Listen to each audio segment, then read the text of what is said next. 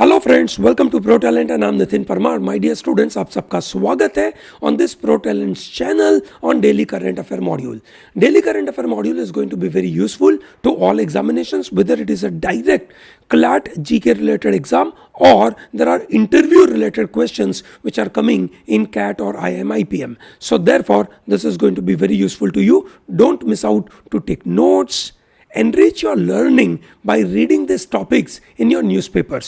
That's very important. If you have any query, please put that into comment box. I will be more than happy to respond to all your questions related to all these events. And then don't miss out to follow us on Telegram, where we are going to provide a complete PDF with question and answer in it so that you can enrich your learning with this. So let's start to talk about this important topics. आज इन 5 मुद्दों के ऊपर मैं बात करने वाला हूं. One of them is known as Epic versus Google lawsuits. Let's understand this Epic versus Google lawsuit के बारे में हुआ क्या. Then we will also talk about the taxation system in India, direct taxation, indirect taxation, and how these taxations are, you can say, making the news because tax collections in India are rising. ठीक है, they are soaring at a very high rate. Stock exchanges are also going up. So therefore we are going to discuss that as well. ठीक है, let's understand what is Sensex, what is Nifty. ठीक है, उनका base value क्या था, आज value क्या है, क्यों बढ़ रहा है. ठीक है, शुरुआत कैसे हुई, कंपनियां कैसे स्टॉक एक्सचेंज में आती है, इम्पीचमेंट ऑफ बाइडन के बारे में हम बात करेंगे. What is this impeachment process all about of mister जो बाइडन. ठीक है, what is this idea, we will talk about it. And then article number 370 के बारे में वर्ल्ड क्या बोलता है is what we will talk about. So Epic Games और Google के बीच में एक डिस्प्यूट हुआ. This dispute took place in 2020. ठीक है, 2020 में ये एंटी ट्रस्ट लिटिगेशन हुआ. What is this antitrust? ठीक है, just a minute I'll explain, but let's understand what is Epic Games all about. Epic Games is a game developer firm. It's a software making firm or a game developer firm. ठीक है, उनका बड़ा सा famous you can से एक game आता है जो आप सब लोग जानते होंगे. अगर आपको पता हो please put that into comment box कि एपिक का बड़ा फेमस गेम कौन सा है. ठीक है, now this game developer, game publisher filed suit against Google Play store की जो पॉलिसीज है उनके खिलाफ. अब उसका बहुत बड़ा इंप्लीकेशन आपके और मेरे लाइफ में होने वाला है. This is going to be very useful. Let's understand this. So it's a commercial video game publisher. ठीक है, that's an epic game. Now what did they do? In a famous case called Google Play Store, ठीक है, antitrust litigation. So basically it is basically public interest litigation हो गया. ये एक तरीके का public interest litigation हो गया एक तरीके का, जहां पे एपिक गेम्स ने ये कंटेंट किया है that Google Play Store was effectively killing all competition by charging app developers 30% higher fees for their in app purchases. ठीक है, बराबर है, ये उन्होंने कंटेन किया. Now exactly what is this scenario. Let us say there is, you can say, physical good company. ठीक है, and then there is a digital goods company. ये दो कंपनी के बारे में बात करते हैं. ठीक है, फिजिकल गुड्स कंपनी ने अपनी ऐप गूगल प्ले स्टोर पे डाली है. Now someone goes on that particular app and wants to purchase something from that firm. ठीक है, सो जब वो फर्म को फर्म से कोई सामान परचेज करना है, so then the Google Play Store allows that physical store वाली कंपनी और फिजिकल गुड्स वाली company to visit their site or possibly using some, you can say, payment gateway of some other firm. ठीक है, by which people can purchase physical goods. ठीक है, so that's how physical goods की दुनिया वहां पे चलती है. Now what happens in a digital goods? ठीक है, when people are initially purchasing some digital goods from Google app, ठीक है, और Google you can say Google app के द्वारा कोई और वेबसाइट पे जाकर वो परचेज तो कर सकते हैं. पर when it comes to in-app purchases, जब आपको ऐप पर आपने ले ली और ऐप के द्वारा आप कुछ परचेज कर रहे हो, then Google Play Stores stops you. ध्यान रखना, Google Play Store stops you. ठीक है, from you can say moving out of that app, visiting that companies website and using some other you can say payment gateway. So Google stops it. ठीक है, तो that means companies like Epic उनको जब उनके यहाँ पे उनकी app लोग परचेस कर लेते हैं, and then people when they are playing games they want to purchase lot of items on Epic. Google says you have to purchase it through this app only. You cannot go outside. You cannot go to the, you can say, the Epic की website. वहाँ से आप purchase नहीं कर सकते हो. You have to purchase from this Google app. And when you purchase, 30% fees goes to Google. ठीक है, समझ आया दोस्तों? ठीक है. अब इसके वजह से हुआ क्या, ये टेक जायंट लाइक गूगल है ना, they are using this anti competitive practices. ठीक है, एंटी कॉम्पिटिटिव प्रैक्टिसेस कैसे हो गई, जो एक तो फिजिकल गुड्स वाली कंपनी और डिजिटल गुड्स वाली कंपनी, उन दोनों में इनका you can say separate process चल रहा है.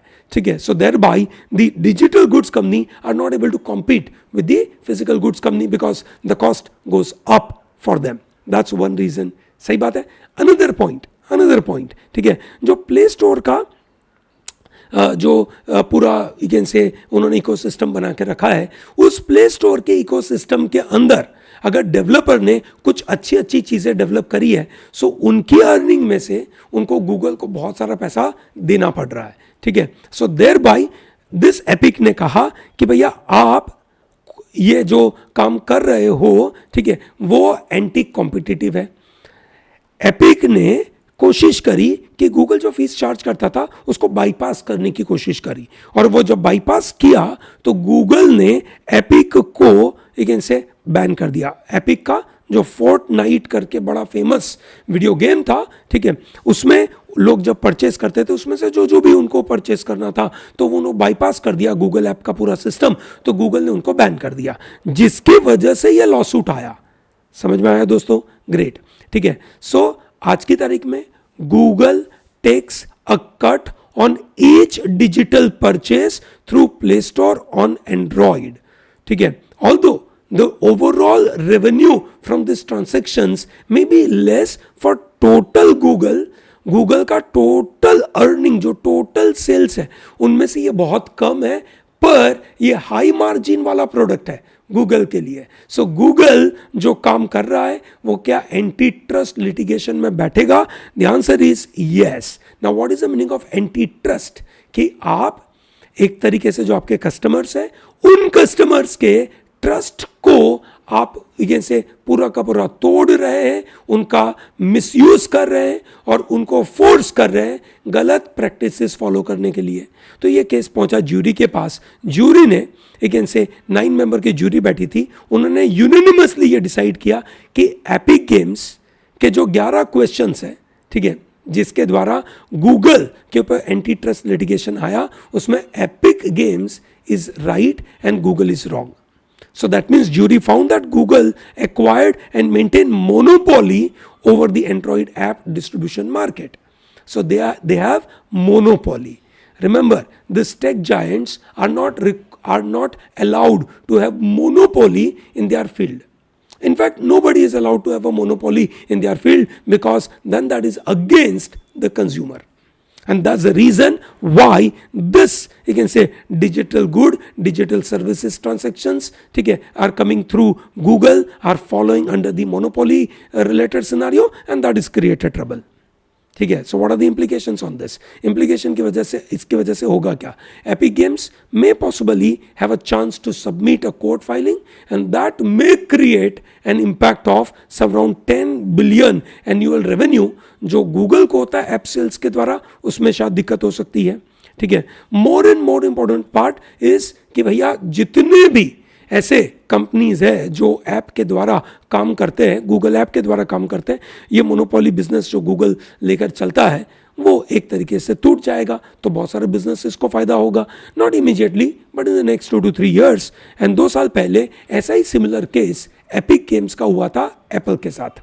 एप्पल भी चार्ज करता है, ठीक है, और उस केस में एपिक गेम्स लॉस्ट. ठीक है, एपिक गेम्स ने मतलब ये केस लूज कर दिया था इन से एप्पल के सामने. अब एप्पल और गूगल में अंतर क्या है? एप्पल बोलता है we are hardware manufacture as well as software. So therefore you can say we are not just you can say a market like a Play store.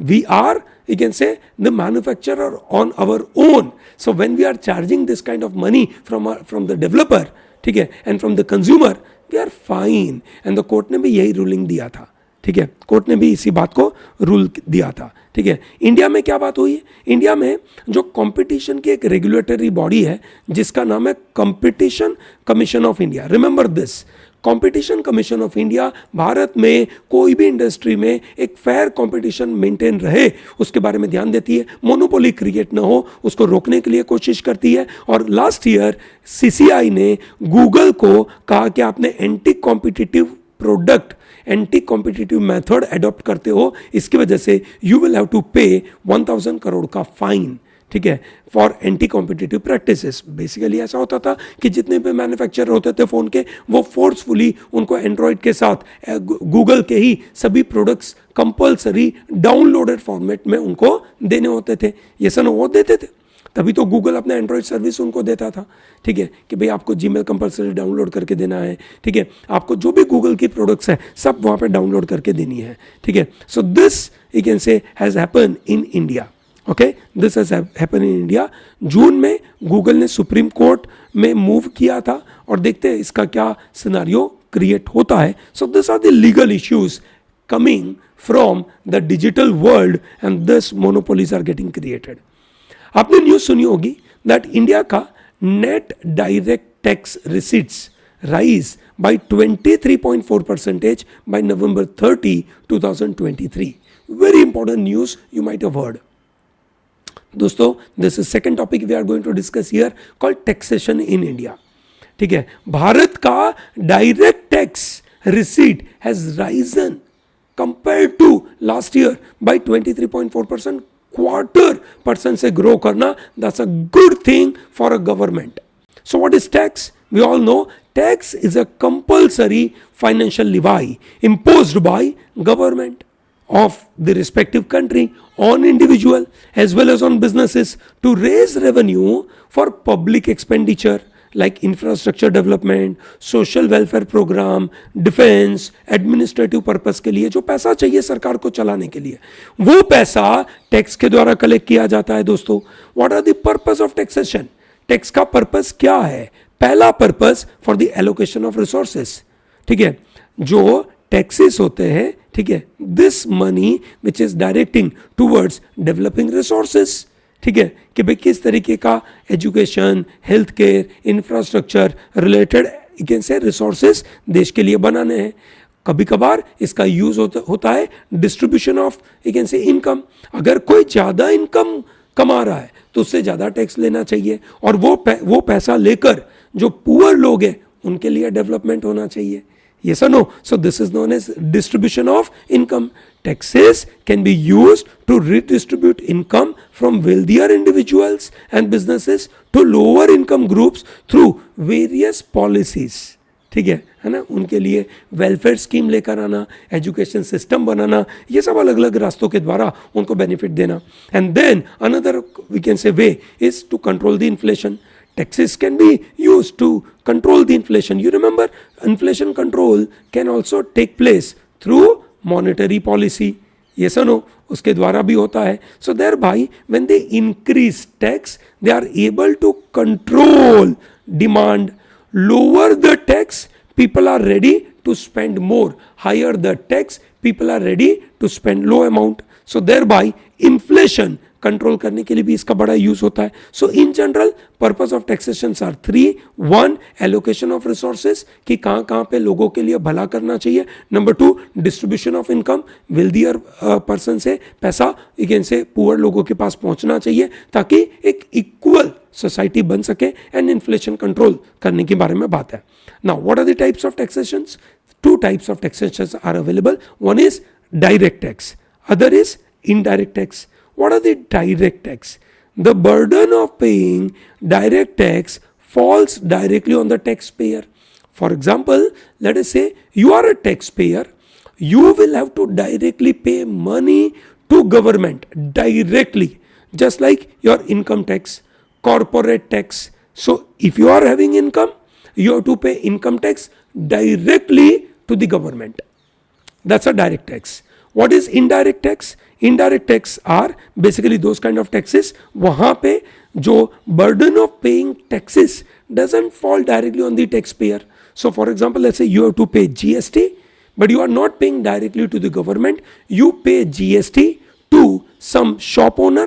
आपने वहां से बिस्किट्स खरीदी, आपने वहां पे जब बिस्किट खरीदी आपने GST पे किया, वो जो शॉपकीपर था उसने आपसे GST कलेक्ट किया और वो आपके बिहाफ में गवर्नमेंट को पे करेगा. समझ आया दोस्तों? Is that very clear? Direct tax and indirect tax clear है? चलिए बहुत अच्छी बात है. Examples of direct tax are income tax, corporate tax. Examples of indirect tax are GST, customs duty. This are the indirect tax. ठीक है. Now there are various methods available for taxations. ठीक है. एक होती है मतलब क्या रेट रखना चाहिए, किस तरीके से टैक्स किसके ऊपर ज़्यादा रखना चाहिए, किसके ऊपर कम रखना चाहिए. ठीक है. ये सब अलग अलग मेथड होती है. उसमें से 3 major method: progressive taxation, regressive taxation and proportional taxation. What is progressive taxation? Progressive taxation means an individual or businesses with higher income pay higher percentage of tax. Clear है? Lower income will pay less amount of tax, less percentage of tax. ठीक है. ताकि जिसकी कमाई, जिसकी income कम है, ठीक है, उस बंदे के ऊपर बर्डन ज्यादा नहीं है. Is that very clear? समझ में आया? जैसे इंडिया का इनकम टैक्स. ठीक है. इंडिया के इनकम टैक्स में it is a progressive taxation. ठीक है. Which means your income is less, you pay less percentage of tax. If your income is very high, then you pay higher percentage of taxation. So from 5%, 10%, 20% to 30%. This is how the progressive scenario is available. Clear है दोस्तों? Progressive taxation. Second comes regressive taxation. It means lower income individual or lower income businesses are paying larger proportion of their income in taxes compared to high income earner. High income वाला कम tax पे करेगा, low income वाला ज्यादा tax पे करेगा. ठीक है. वैसा रिग्रेसिव टैक्सेशन जनरली होता नहीं है, मतलब होना नहीं चाहिए. कभी कभार हो जाता है, कभी कभार कुछ सिचुएशन में हो जाता है. ठीक है. फॉर एग्जाम्पल लेट्स से जैसे प्रोपोर्शनल टैक्सेशन है, बराबर है. That means everyone pays same proportion of their income in the taxes regardless of their income. ठीक है. वैसा हो गया which may be also treated as regressive. For example let us say you go and purchase biscuits. You purchase biscuit, you pay 5% GST. Now whether you are purchasing biscuit or whether Mukesh Ambani is purchasing biscuit, ठीक है, both of you are paying 5% of GST. Yes or no? So that means that is known as proportional taxation. But it can be treated as आपकी income कम है compared to Mukesh Ambani. ठीक है. मुकेश अंबानी को जो tax पे करना पड़ रहा है वो बहुत कम है, आपको जो टैक्स पे करना पड़ रहा है वो ज़्यादा है. ठीक है. तो इस तरीके से बातें चल सकती है. But majorly you should know progressive taxation, regressive taxation and proportional taxation. This are the terms you should know. सही बात है. ग्रेट. देखिए दोस्तों, ये भारत में जो direct tax to GDP ratio का पहला ग्राफ है वो देखिए कितना बढ़िया तरीके से एक बड़ा जंप क्रिएट हुआ. ठीक है. जो अच्छी बात है. ठीक है. जो बहुत अच्छी बात है. एट द सेम टाइम एक सबसे महत्वपूर्ण part which is cost of collection. पिछले 15 सालों में cost of collection has reduced drastically. कितना कम हो गया, जो बहुत अच्छी बात है. ताकि सरकार के पास जो कॉस्ट ऑफ कलेक्शन है, ठीक है, उसके पीछे जो टैक्स कलेक्ट करने के पीछे जो मेहनत करनी पड़ रही है ना, वो कम हो रही है. ठीक है. कौन से 5 स्टेट्स हैं जो 2022 में सबसे ज़्यादा टैक्स पे किए? That is first is Maharashtra, दूसरा दिल्ली, तीसरा कर्नाटका, चौथा तमिलनाडु, पांचवा गुजरात. समझ आया दोस्तों? ये है सबसे ज्यादा डायरेक्ट टैक्स पे करने वाले स्टेट्स. ठीक है. चलिए बहुत अच्छी बात है. So I hope this is very clear about taxation in India. Direct taxation के बारे में बात करी हमने. इसके अंदर पिछले कुछ सालों में बड़े अच्छे रिफॉर्म हुए. पहला डायरेक्ट टैक्स कोड बड़ा सिंप्लीफाई कर दिया ताकि लोगों को कॉम्प्लेक्सिटी ना हो. बहुत अच्छी तरीके से इस चीज़ को सिंप्लीफाई कर दिया। कुछ अजीब अजीब तरीके के टैक्स थे डायरेक्ट टैक्स के अंदर, that is dividend distribution tax, इसको हटा दिया, एबॉलिश कर दिया 2019 के अंदर। साथ में टैक्सेशन को ट्रांसपेरेंट कर दिया, ठीक है, ताकि जो बंदा ऑनेस्ट है, ऑनेस्ट वे में टैक्स पे करता है, उसको हैरेसमेंट ना हो, ठीक है, वो वॉलंटरी कंप्लायंस करे through varieties of the measures, like faceless assessment होने लगा, रिफंड 7 दिनों में आने लगा, ठीक है, आप नील रिफंड भी फाइन कर सकते हो, ठीक है, ITR जो सिस्टम है पूरी डिजिटल कर दी और ऑलरेडी उसमें प्री पॉपुलेटेड डेटा आने लगा, ठीक है, ये बड़ा अच्छा काम हुआ लोगों के लिए। एंड साथ में जो एंटी अवॉइडेंस रूल है, एक तरीके से टैक्स में लोग अवॉइड करते थे, है ना, लीगली सिस्टम को समझकर, लीगल सिस्टम के अंदर जो फ्लॉ थे उसको आइडेंटिफाई करके अवॉइड करते थे, तो उसको एंटी अवॉइडेंस के रूल लेकर आए, ताकि कोई अगर अवॉइड करता है उसको क्लैरिटी है कि क्या चीज़ आप अवॉइड कर सकते हैं, क्या चीज़ नहीं कर सकते, ठीक है। So that gave lot of clarity to large number of people related to this taxation. Coming to very important part in India, which is stock exchange, they are rising at a very high rate. आपने देखा होगा the India's benchmark index like Sensex and Nifty, उन्होंने अपने benchmark को cross कर दिया, ठीक है। सेंसेक्स 71,000 को क्रॉस कर गया था, निफ्टी 21,000 को क्रॉस कर लिया था, ठीक है। तो आप ये पूछेंगे कि sir what is Sensex, what is Nifty, हमें इसमें से क्या जानकारी रखनी चाहिए। तो समझते दोस्तों, इंडिया का फाइनेंशियल मार्केट है, ठीक है, इंडिया का बड़ा फाइनेंशियल मार्केट है दोस्तों। मार्केट अलग अलग चीज़ों का हो सकता है, सब्जी का मार्केट हो सकता है, ठीक है, कमोडिटीज़ का मार्केट हो सकता है, गोल्ड और सिल्वर दैट इज बुलियन का मार्केट हो सकता है, करेंसी का मार्केट हो सकता है, फाइनेंशियल सर्विसेज, फाइनेंशियल प्रोडक्ट्स का मार्केट हो सकता है। फाइनेंशियल मार्केट में क्या बिकता है, वहाँ पे बिकते हैं शेयर्स, बॉन्ड्स, डिबेंचर्स, यस और no, those are known as financial markets, yes or no? So financial markets are helping businesses to grow because they are able to get money from large number of people. In turn, it helps common people for giving opportunities for the investment. So that means fund का flow होना, businesses को आसानी से पैसे मिलना, investment flourish होना, ये सब एडवांटेज है फाइनेंशियल मार्केट्स के। प्राइमरली ये कॉम्प्लेक्स सिस्टम होती है, उसके अंदर 2 तरीके के मार्केट्स होते हैं, primary market and secondary market. What is a primary market? जहां पे seeds are sown, which means businesses issue new securities like stocks and bonds to raise funds for various purposes. उनको नए नए वेंचर लॉन्च करने हैं, अपने operations को expand करना है, नई कंपनियों को एक्वायर करना है, इसके लिए उनको पैसा चाहिए। और ये पैसा वो पहली बार पब्लिक के पास आकर, ठीक है, जो लेकर आते हैं उसको बोलते हैं प्राइमरी मार्केट। इसलिए वर्ड क्या यूज किया गया? Where seeds are sown, company पहली बार आ रही है ना भैया, नई सिक्योरिटी इश्यू कर रही है ना, so that means the seeds are sown. There are 2 ways companies take money from primary market. Pehla is known as IPO. IPO stands for initial public offering. Company offers its share to public for the first time. आप देख रहे होंगे पिछले कुछ दिनों से अखबार में रोज आपको कोई ना कोई ऐड दिख रही है जहां पे नए नए IPO आ रहे हैं, ठीक है। Then comes private placement. Private placement is not like IPO, बहुत क्वाइट होता है, पता ही नहीं चलता, कोई बहुत बड़ा यू कैन से इन्वेस्टर है, हाई नेटवर्थ इंडिविजुअल है, and when that person is purchasing some shares of a company and he is putting his money in the stock market, ठीक है, दैट इज प्राइवेट प्लेसमेंट, ठीक है। Companies can raise capital by selling the securities directly to select group of investors, that's known as primary market. Primary market नाम ही primary है because वहां पे company और कस्टमर दोनों सामने पहली बार आ रहा है, so that means there is a company, वो अपने सिक्योरिटी दे रही है कस्टमर को, कस्टमर इनको पैसा दे रहा है, दैट्स हाउ इट वर्क्स।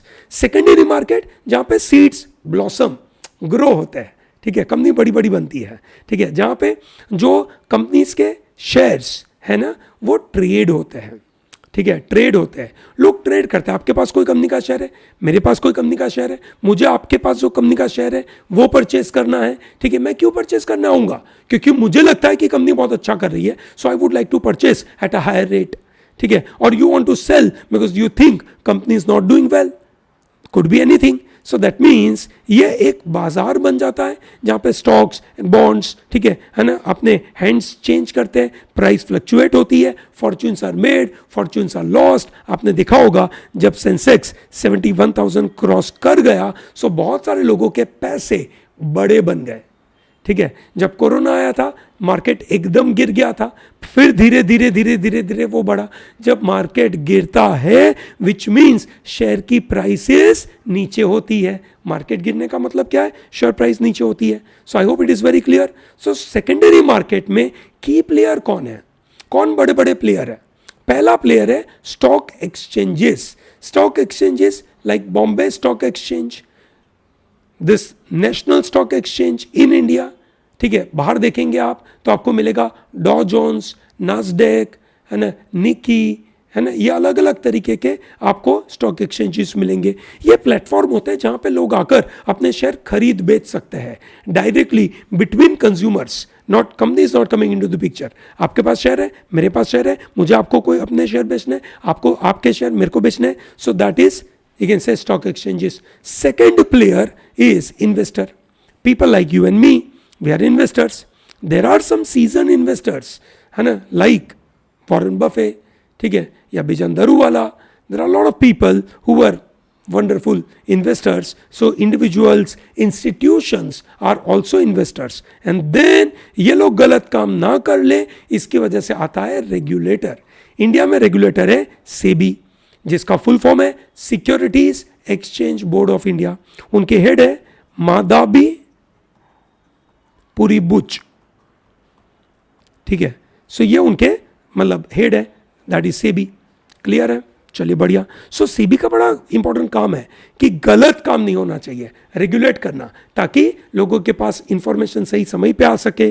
ठीक है, अच्छी ट्रेड प्रैक्टिसेस हो जाए, मार्केट स्टेबल रहे, कोई आके लोगों को लूट के चला ना जाए. तो ये सब काम ये सेबी करता है. I hope it is very clear. चलिए बहुत अच्छी बात है. ठीक है, so you may wonder sir what is Sensex. सो दोस्तों बीएसई बॉम्बे स्टॉक एक्सचेंज का, ठीक है, this is known as stock sensitivity index, that is Sensex. ठीक है, it is an oldest index of BSE. ये बीएसई का इंडेक्स है जिसमें 30 कंपनीज, ये इंडेक्स है दोस्तों. इंडेक्स का मतलब एक तरीके का मेजरमेंट टूल है जहां पे 30 कंपनियां चुनी जाती है उनके मार्केट कैप के मुताबिक, उनके रेवेन्यू के मुताबिक, इनकी लिक्विडिटी, और साथ में ये 30 कंपनियों क्या डाइवर्सिफाइड पोर्टफोलियो बनाती है कि नहीं बनाती है, उसके बेसिस के ऊपर ये 30 कंपनियां चुनी जाती है. निफ्टी होता है एनएसई का जिसमें 50 कंपनीज होती है. ये सो नो 50 कंपनीज होती है. सेंसेक्स में 30 कंपनीज होती है, इसके अंदर 50 होती है. तो दोस्तों एक अच्छा सा सवाल मैं आपसे यहां पे पूछना चाहूंगा, बताइए इन दोनों में से ज्यादा वॉलेटाइल कौन है और क्यों है? बताइए दोस्तों, which one of them is highly volatile and why? ठीक है, चलिए let's start with the next event called impeachment of Biden. ठीक है, द हाउस ऑफ रिप्रेजेंटेटिव ने लास्ट वीक ऑथोराइज किया कि Joe Biden who is the president of America, उनके खिलाफ इम्पीचमेंट इंक्वायरी दाखिल करी जाए. इम्पीचमेंट हिंदी में इसका मतलब होता है महाभियोग. क्या बोलते हैं इसको? महाभियोग. What is the meaning of महाभियोग? महाभियोग का मतलब होता है कि भैया कोई बंदा जो एक ऐसी अच्छी पोजीशन पे बैठा है, but we believe that that person is involve in bribery, corruption, या कोई ऐसा गलत काम किया है जिसकी वजह से वो ये सत्ता, ये पोस्ट के लायक नहीं है, और इसकी वजह से हम वोट करके इनको इस पोस्ट में से निकालना चाहते हैं. That is known as impeachment. अलग अलग देशों में ये प्रोसेस होता है, इंडिया में भी प्रोसेस है. इंडिया में प्रेसिडेंट को निकालने के लिए, सुप्रीम कोर्ट के जजेस और हाई कोर्ट के जजेस को निकालने के लिए यह प्रोसेस होता है. बड़ा सिंपल सा प्रोसेस है. I will explain what is the process. अभी तो जो बाइडेन साहब के ऊपर ये इंक्वायरी लगाई गई है कि इनको निकालो. क्यों निकालो? What are the charges? There is a company which is in Ukraine known as Burisma. Ukraine की एक कंपनी है जिसके, इस कंपनी में टेम्पररी बोर्ड ऑफ डायरेक्टर में जो बाइडेन का बेटा Hunter Biden was one of the director. एक समय पे he was sitting as one of the director. एक डॉक्यूमेंट आया, उस डॉक्यूमेंट में यह एलिगेशन किया गया कि there are payments being made to Joe Biden and then another Biden to the tune of 5 million. दोनों को 5 मिलियन अमाउंट दिया गया है। अब क्यों दिया गया होगा? प्राइमरली इसीलिए दिया गया होगा कि ये कंपनी इज डूइंग बिजनेस, ठीक है, in Ukraine and want to gain some advantage of American good policies. America की ऐसी कुछ पॉलिसी बना दी जाए जो इस कंपनी को बेनिफिट करे, और वो पॉलिसी बनाएगा कौन? बोला बाइडेन साहब बनाएंगे। बाइडेन साहब क्यों बनाएंगे? क्योंकि भाई हंटर बाइडेन और उनके एक और बंदे को हम पैसा दे रहे हैं। So this is known as bribery, ठीक है। उन्होंने कहा कि भाई हमें तो ऐसा कोई पैसा मिला ही नहीं है। हंटर बाइडेन ने कहा कि हमें कोई ऐसा पैसा मिला ही नहीं है, ठीक है। So now this is the major issue जिसकी वजह से इंक्वायरी लगाई गई है, ठीक है, इंक्वायरी लगाई गई है।